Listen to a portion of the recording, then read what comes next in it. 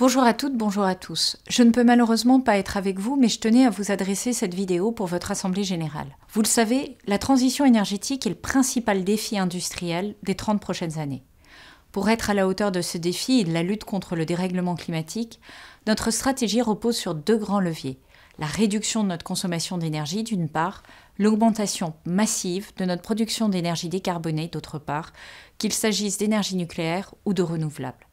C'est dans cet esprit que j'ai porté deux lois pour accélérer les projets nucléaires et renouvelables ou travailler avec les filières industrielles pour renforcer la production et l'assemblage de composants indispensables à la production d'énergie. Dans ces domaines de la production, les technologies que vous portez seront clés pour réussir.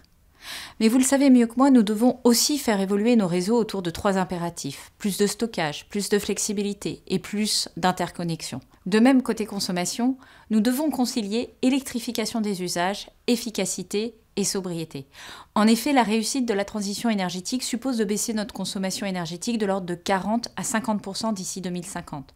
Cela requiert de mettre la sobriété et l'efficacité énergétique au cœur de nos politiques publiques. Pour tous ces enjeux, nous aurons besoin de toute l'innovation et la créativité des entreprises électronumériques du GIMELEC pour mettre plus d'intelligence, plus de pilotage, plus de résilience, plus de sécurité et de cybersécurité dans nos réseaux électriques, tout en tirant au maximum parti des infrastructures existantes. Je pense entre autres au compteur Linky. Nous comptons aussi sur vous pour apprendre aux entreprises à piloter leur consommation et à optimiser la gestion de leur énergie. À ce titre, je tiens à vous remercier pour les ateliers que vous organisez avec le ministère pour faire connaître et expliquer le décret BACS au secteur tertiaire, car vous le savez, un pilotage intelligent des bâtiments permet des économies d'énergie de l'ordre de 15 à 20% pour un confort équivalent. Je pourrais également citer l'enjeu des data centers, essentiel dans les économies d'énergie. Pour gagner la bataille de cet immense défi industriel, technologique et énergétique qui se dresse devant nous, nous allons avoir besoin des meilleures compétences.